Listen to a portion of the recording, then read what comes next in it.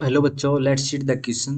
The question says a school is to be constructed for the rural area children on the wasted land which is lying under the area covered by the lines 3x minus 2y plus 1 equals 0, 2x plus 3y minus 21 equals 0 and x minus 5y plus 9 equals 0.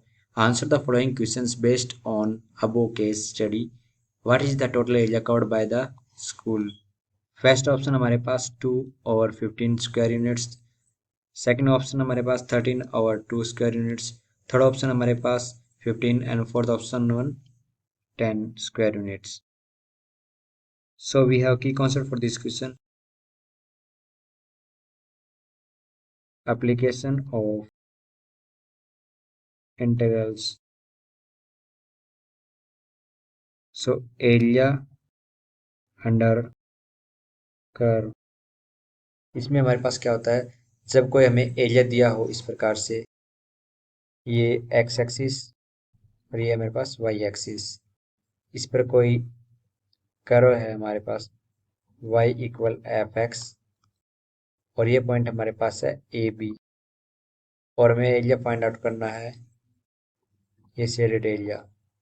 सो इसका answer हमारे पास क्या होगा, जब ये point हमारे पास 0 0 है और सो हमारे पास ये पॉइंट हो जाएगा A0.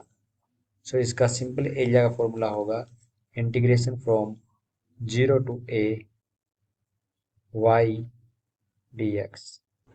सो इन तीनों लाइनों से हमें ट्रायंगल ABC प्राप्त होता है जो एरिया में फाइंड आउट करना है. सो हमारे पास ए बी और ए सी का कॉमन पॉइंट है ए. सो ए पॉइंट हमारे पास आया 1 2 और बी पॉइंट हमारे से आया बी सी और ए बी से और सी पॉइंट ए सी और बी सी से 3 5. सो एरिया फाइंड आउट करने के लिए हमने ए को एक्स एक्सिस से मिलाया, देन सी को मिलाया और बी को मिलाया. हमारे पास जो 4 पॉइंट आए उनको हमने नाम दिया D E F G. D point हमारे पास क्या होगा, ए हमारे पास 1 2 है तो ये 1 0.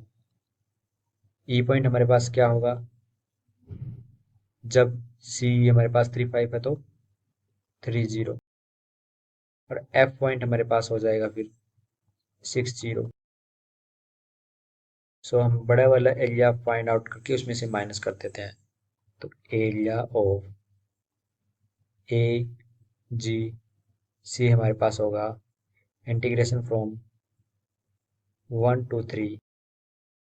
इस लाइन में से y की वैल्यू निकालेंगे तो हमारे पास आएगा 3x plus 1/2 dx minus integration from 1 to 3.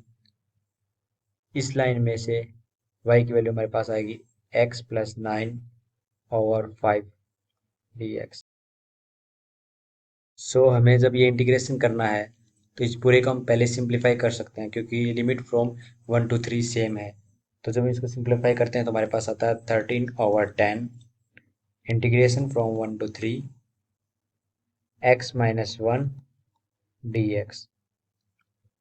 So 13/10 x का इंटीग्रेशन होगा हमारे पास x² 2 माइनस 1 का इंटीग्रेशन 1 और वैल्यू हमारे पास रखनी है 1 to 3.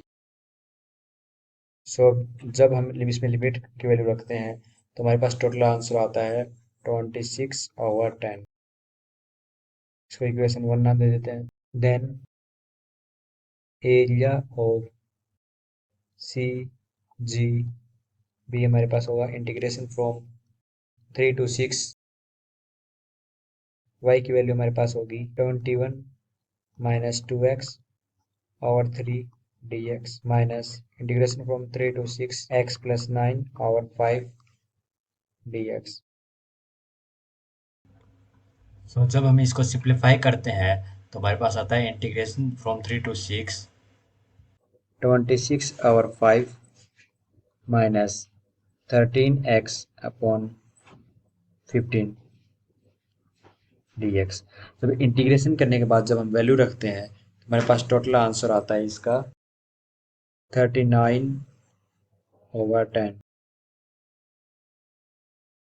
So area of so area of A B C हमारे पास आएगा area of A C G plus area of B C G 26/10 और बी सी जी का हमारे पास आया था 39/10। So area of A B C हमारे पास हो गया 65/10 which is equal to 13/2 square units. So हमारे पास आंसर आया 13/2। ये ऑप्शन में चेक करना पड़ेगा कहाँ है। So option B is correct answer for this question. I hope you understood it well. Best of luck. Thank you.